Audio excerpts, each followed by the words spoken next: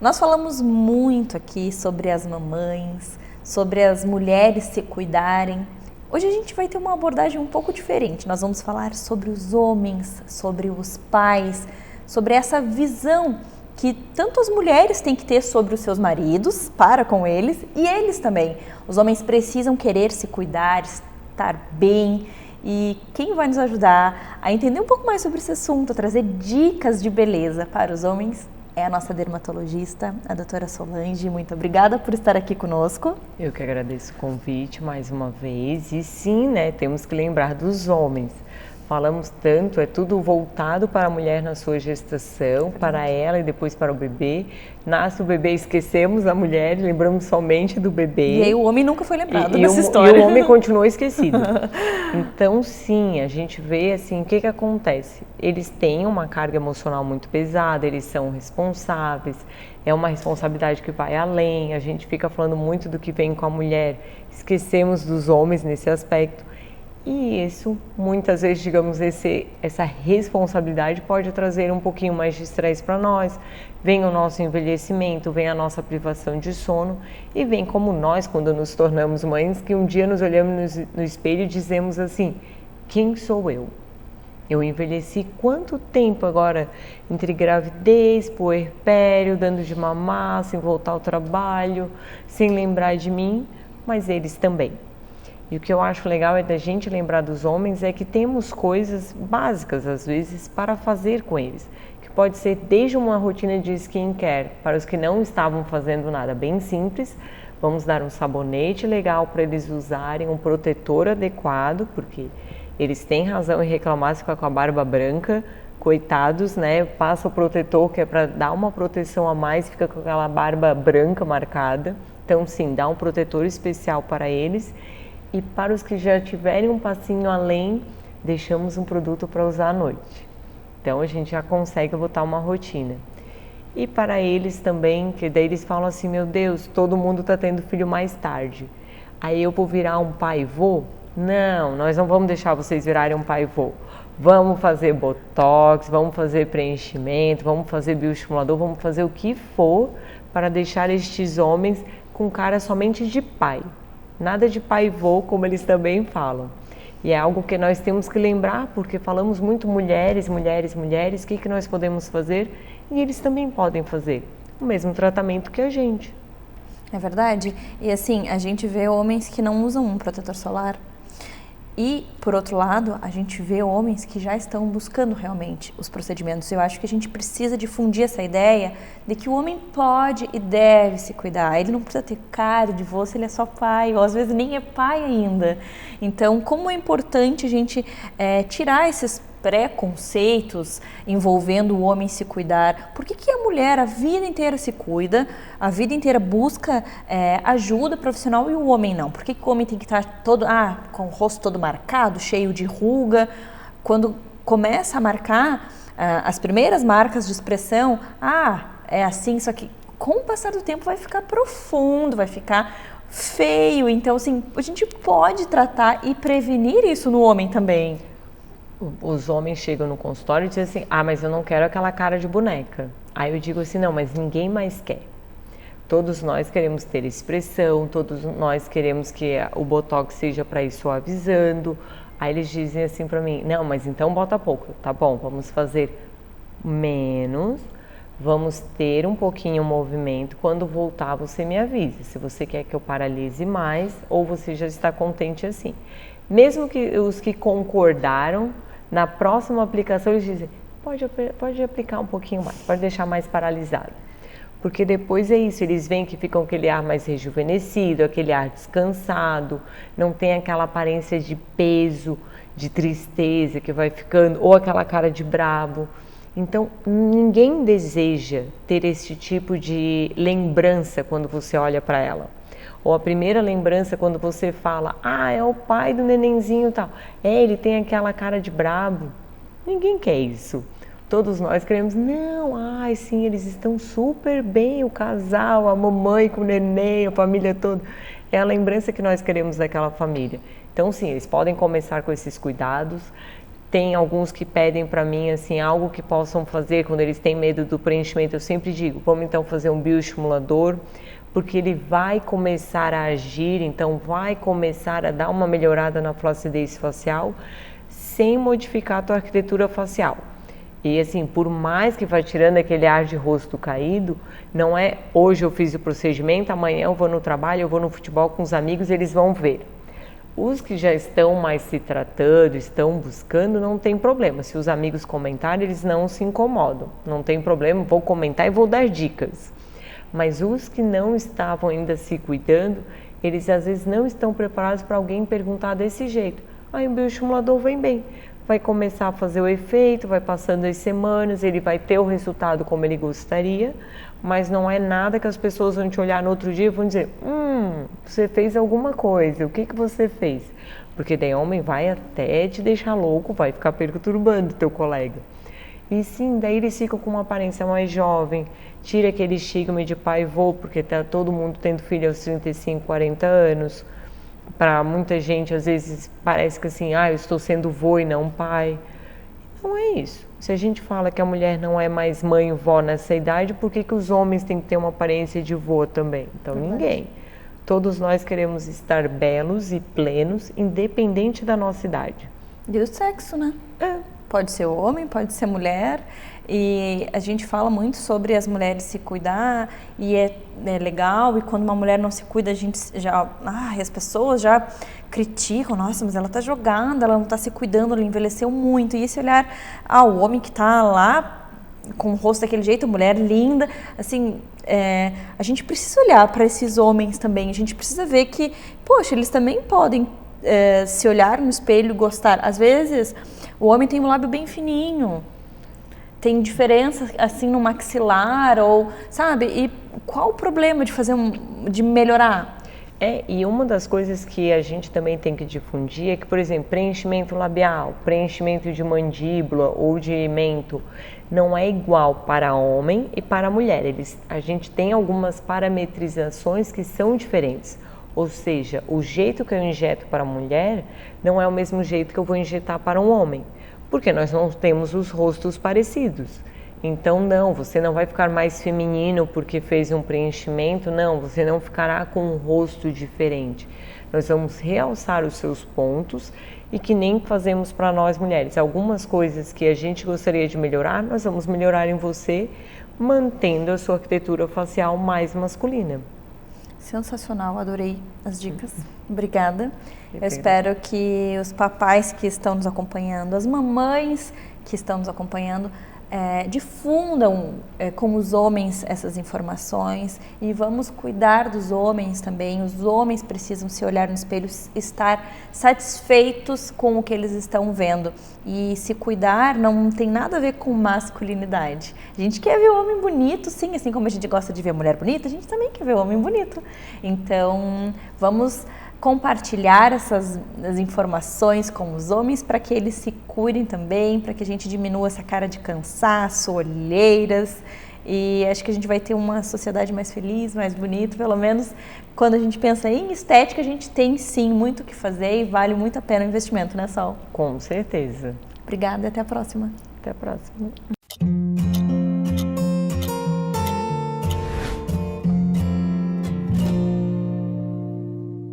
Agora nós vamos falar sobre métodos contraceptivos após a gestação com a nossa ginecologista, a doutora Bruna. Bem-vinda ao nosso programa. Obrigada, Mari. Bruna, as pessoas acreditam em uma lenda, não sei, talvez como falar, sobre a mulher que está amamentando, ela não engravida, que a amamentação é um método contraceptivo. Eu já queria começar falando sobre isso. Isso é uma lenda, é algo que não é científico, né? Infelizmente, é nesse momento que as mulheres engravidam, logo no puerpério, pelo fato que elas acham que estão sendo cuidadas, que está tudo certo, e na verdade não está. A amamentação é muito importante, porém, ela não é um contraceptivo. Então, a gente tem indicações, tem contraceptivos que podem ser utilizados enquanto a mulher está amamentando e que devem ser iniciados. Dependendo do caso, a gente pode colocar já na hora do parto, que é o DIU, ou, caso ela não queira botar na hora do parto, tem que ser 45 dias após. Daí podemos começar a anticoncepcional via oral e os injetáveis. Sempre lembrando que não pode ser utilizado estradiol, o estrogênio, então a gente tem que usar os de progestágenos. Bruno, quando a gente pensa em colocar um DIU, e aí você falou que a mulher pode colocar na hora do parto, qualquer via de parto, tanto uma cesárea quanto um parto normal, ou aí muda o protocolo? Assim, pode ser utilizado nos 2 tipos de partos. Na cesárea a gente também coloca, e no parto normal também coloca. O que acontece? Que logo após o parto ali, naquele momento, ela tem mais risco de expulsão.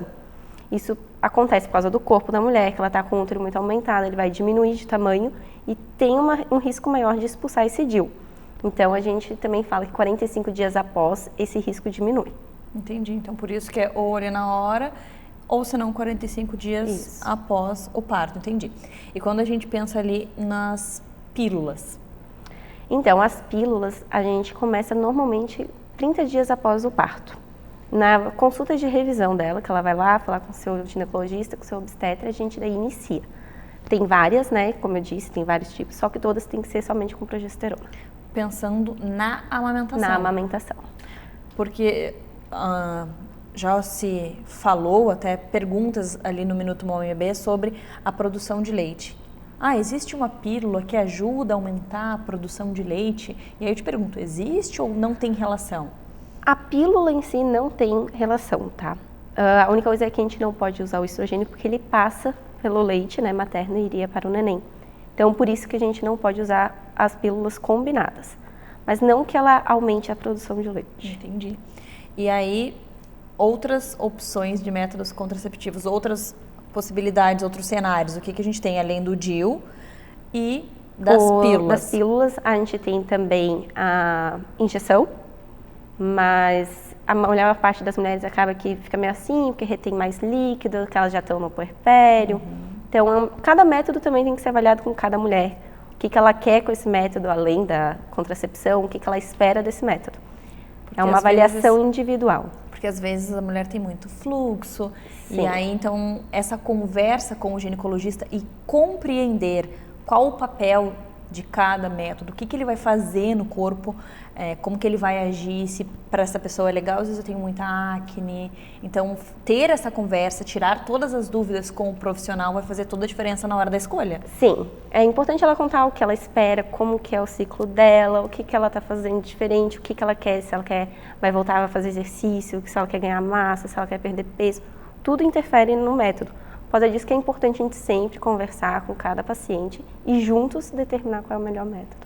E quando a gente pensa nos DIUs, voltando lá neles, a gente tem hormonal e não hormonal. Os dois são indicados? Como que funciona? Sim, o DIU hormonal, ele só vem com progesterona, então ele é indicado também no pós-parto para mulheres que estão amamentando. Depois nós temos o DIU de cobre e o de cobre prata. Também depende do que a mulher espera do DIU, o que ela quer. Ela quer parar de sangrar, é um tipo. Ela tem fluxo aumentado, talvez não possa usar um. O de cobre, por exemplo, para mulheres que têm um fluxo aumentado, que tem mais cólica, não é indicado, porque ele vai aumentar um pouco a cólica, vai aumentar um pouco o fluxo. A mulher não quer mais menstruar. O Mirena é muito indicado nessas horas. Então, depende o que ela vai esperar. A gente tem o Cailina e o Mirena, que são os hormonais. E os que não têm hormônio, a gente tem o de cobre e de cobre prata. Então, opções tem de sobra. A gente vê muita gestação não programada, logo após o nascimento do primeiro filho.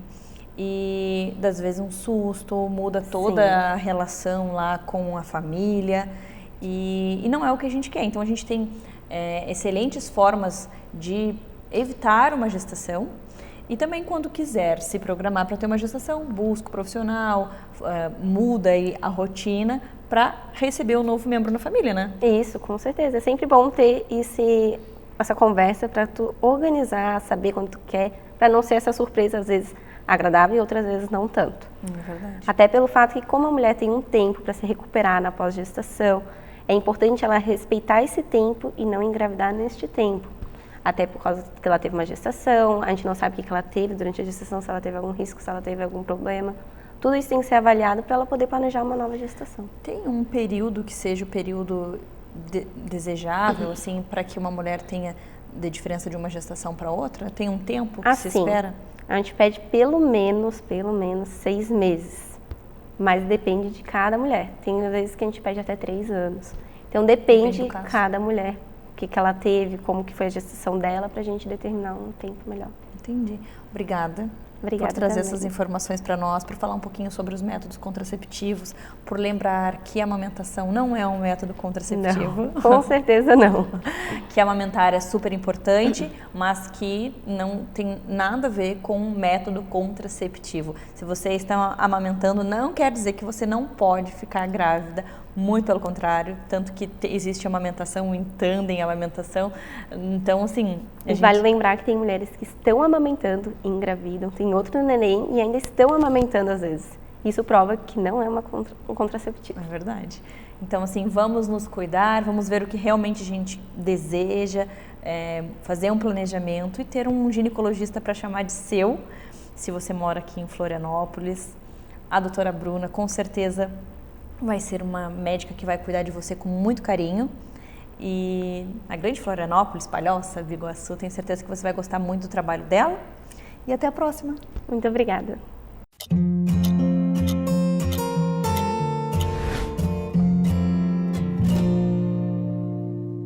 Agora nós vamos falar sobre ronco na infância. Como assim? Criança ronca? Não deveria.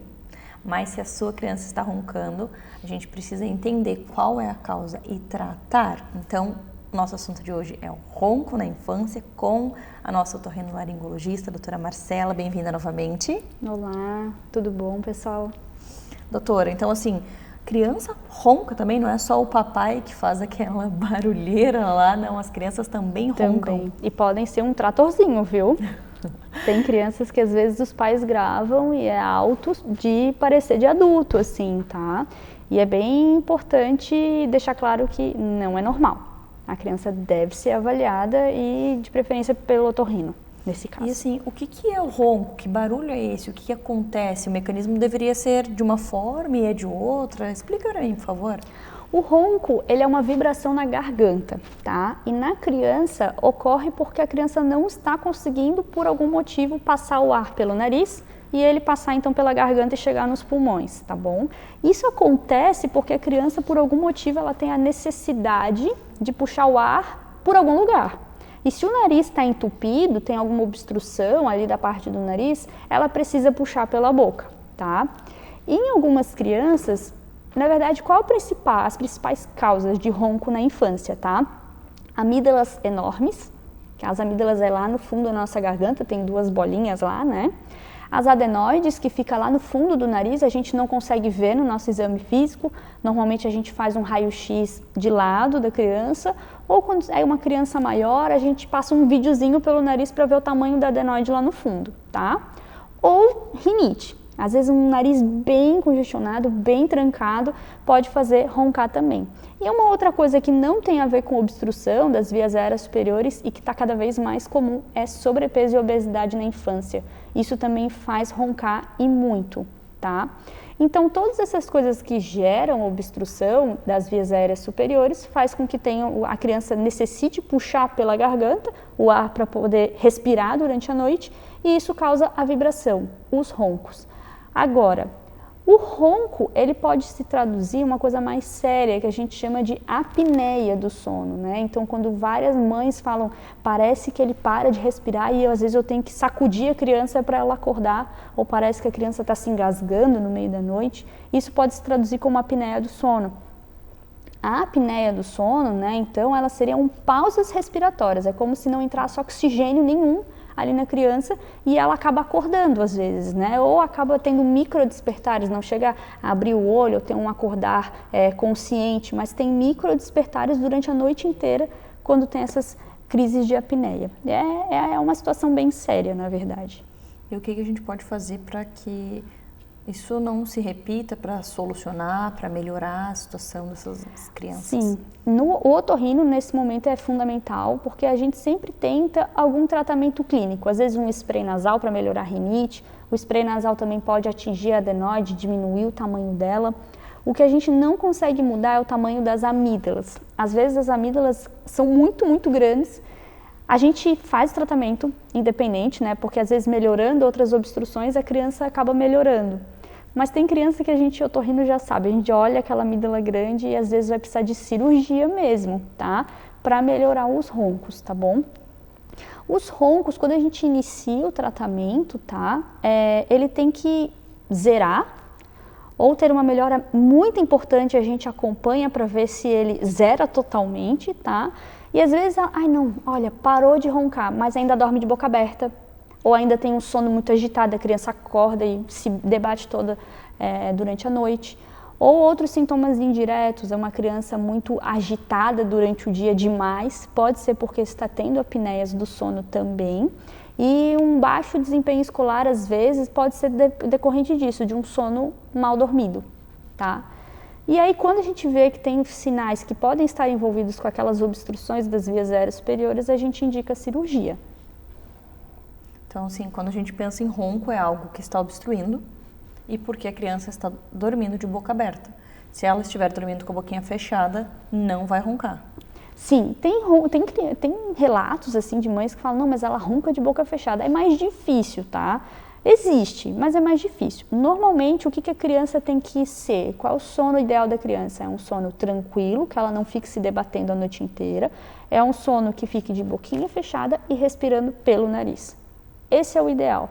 Ah, mas quando está resfriada ela ronca. Tudo bem, a gente fica tudo congesto, tudo entupido, até os adultos daí, às vezes os que não roncam acabam roncando, né? E às vezes uma criança quando teve um dia muito cheio, muito agitado, foi uma viagem muito cansativa, ou foi num parque de brinquedos, e às vezes ela chega muito cansada, a mãe sabe que ela está mais exausta que o normal, e às vezes pode roncar um pouquinho também, tá? Tirando essas situações de exceção, a criança não pode roncar, tá? Como é importante a gente saber, né, o que pode, o que não pode estar acontecendo para procurar ajuda, porque amígdalas grandes, adenoides grandes, isso afeta todo o desenvolvimento da criança e a criança não tem qualidade de vida, né? Então, a gente poder mudar essa situação, eu acho que é fundamental. Sim, e isso é bem importante, na verdade, né, para evitar problemas futuros, porque a gente está falando de roncos agora, mas crianças que são respiradoras orais, ou seja, que precisam respirar pela boca, né, porque não funciona alguma questão aqui do nariz, elas podem desenvolver hipotonia orofacial, então não desenvolve direito a maxila e a mandíbula, principalmente a maxila. São aquelas crianças que ficam mais de boca aberta o dia inteiro, tá? Podem criar um afundamento aqui, um escurecimento, porque não dorme direito, e a gente chama que é faces de respirador oral. Às vezes a criança entra no consultório, a mãe não precisa nem falar o que está acontecendo, a gente já sabe que aquela criança respira pela boca e deve roncar, deve ter rinite. E além disso, pode ter alterações dentárias, tá? De palato, tudo decorrente de respiração oral. Olha que quanta coisa a gente, como você falou, o começo é só um ronco, é só um barulhinho, mas olha quanta coisa pode afetar e o quanto pode mudar e alterar no rosto, na vida de uma criança. Então, eu sempre digo que a gente tem que buscar informação de qualidade, a gente tem que ver realmente o que está acontecendo e só um profissional capacitado é capaz de te passar um feedback sobre o que está acontecendo com seu filho. Então, se por acaso você tem uma criança aí que ronca e que não está nessas situações que a doutora citou, de um dia muito cansativo, de estar congestionado, enfim, busque ajuda para ver se realmente não precisa de uma cirurgia, se um tratamento vai dar certo, mas a gente não pode tratar um ronco como algo normal, né, doutora? É exatamente isso, não é porque o pai, o avô, a mãe roncam que isso é hereditário, porque na verdade eles também estão errados, eles também precisam de avaliação do otorrino, tá? São causas diferentes, mas roncar, independente da idade, não é normal. Adorei, obrigada pelas informações. Imagina, eu que agradeço o espaço aqui. Eu espero que você tenha gostado, mas se ficou com alguma dúvida, se você quer tirar qualquer dúvida sobre esse assunto, você pode mandar mensagem para nós aqui do Minuto Mamãe e Bebê, que a doutora Marcela vai nos ajudar a entender e de repente marcar uma consulta e pessoalmente resolver a situação do seu filho. Até a próxima. Até, muito obrigada.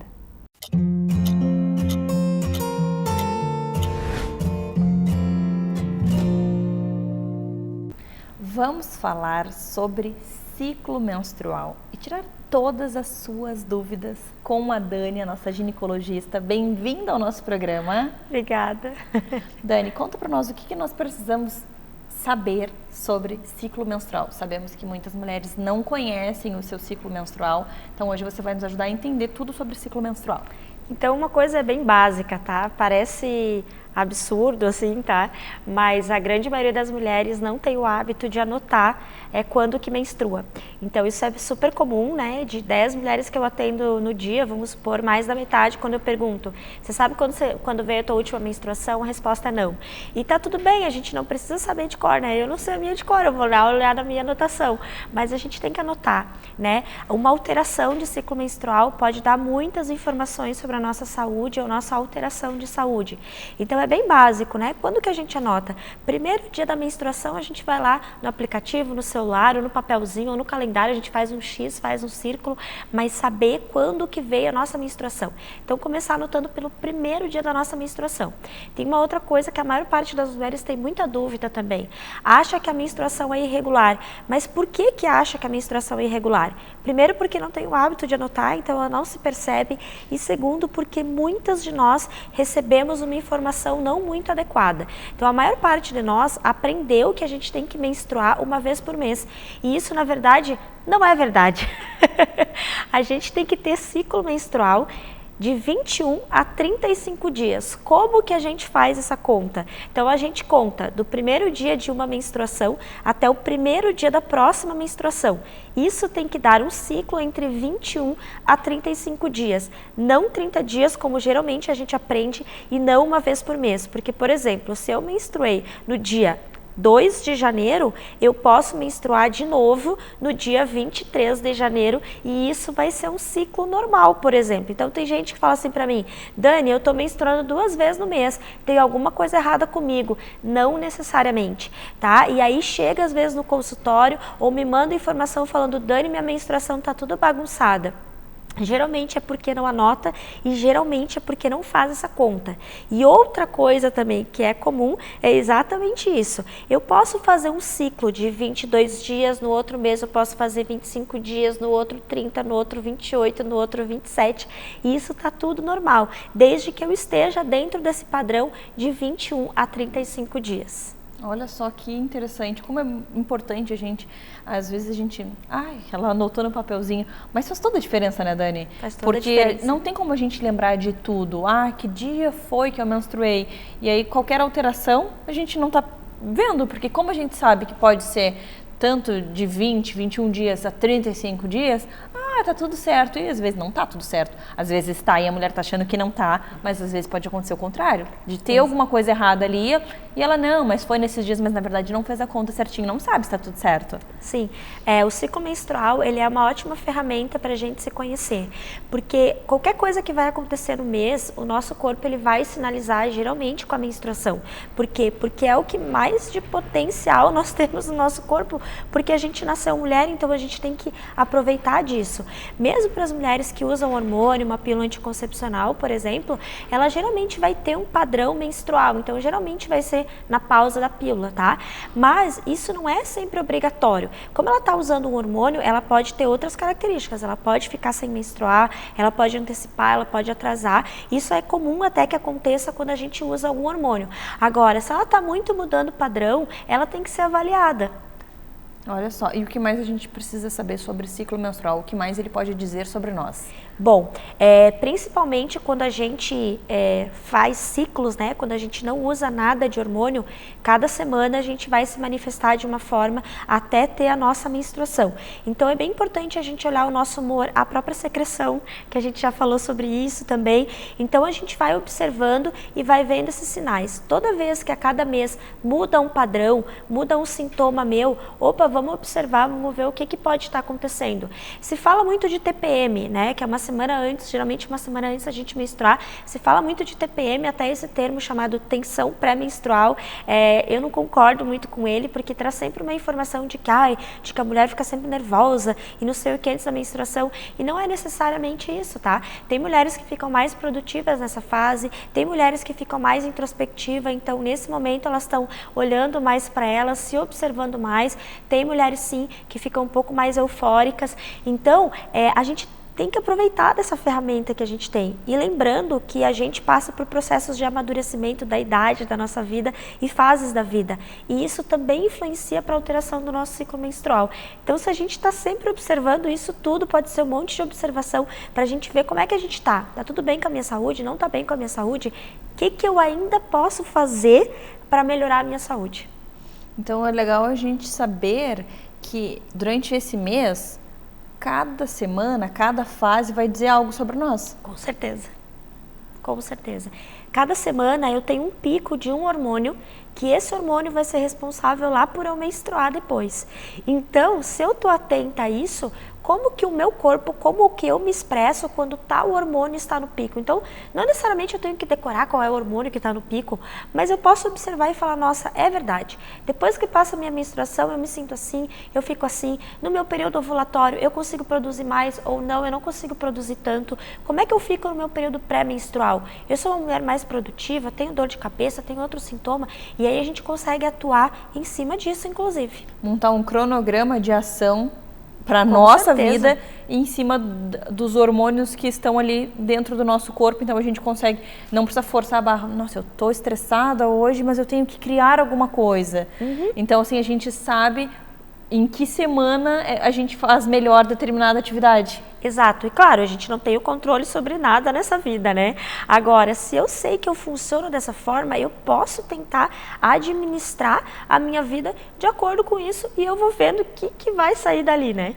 Adorei, Dani. Muito obrigada. Vou colocar em prática, vou começar a me analisar para eu entender quando que eu posso vir gravar, quando que eu tenho que fazer arte, quando que eu tenho que parar. Exatamente. Adorei. Muito obrigada. Espero que você tenha gostado também. E vamos nos conhecer, vamos analisar, vamos entender um pouco mais do nosso ciclo menstrual. Obrigada e até a próxima. Obrigada a você.